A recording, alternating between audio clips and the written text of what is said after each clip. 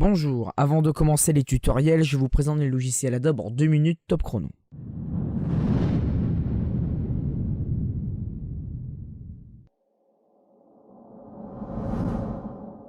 Si vous voulez travailler sur le son, utilisez Audition. C'est un logiciel de mixage et d'enregistrement audio. On peut également rendre un fichier audio plus propre et plus agréable à l'oreille si elle est de mauvaise qualité de base. Si vous voulez travailler sur des images, des photos ou sur de l'œuvre picturale, les logiciels Photoshop, Lightroom et Illustrator sont faits pour vous.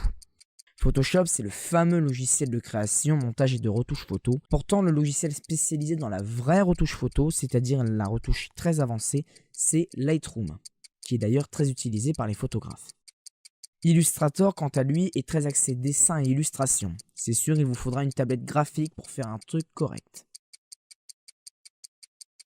Si vous voulez travailler dans la vidéo, les logiciels Premiere Pro et After Effects sont à utiliser.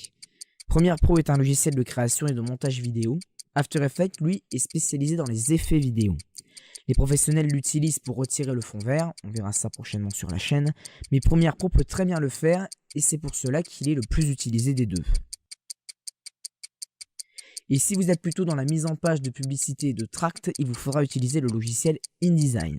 Il est spécialisé dans la création de brochures, ou plus généralement et le plus souvent de magazines grâce à une mise en page très poussée. Il existe également des logiciels qui servent d'extension. Bridge est un centre de ressources, il est lié à Photoshop mais peut également être utilisé avec Lightroom ou Illustrator. Media Encoder est axé dans l'exportation de vidéos et de séquences d'effets. Il est lié à Premiere Pro et After Effects. Et c'est pas fini, il existe encore plein d'autres logiciels, par exemple pour le développement web sans code, comme Adobe Muse, ou encore dans la création de personnages 3D avec Adobe Fuse, ou encore l'animation de personnages 2D avec Adobe Character Animator.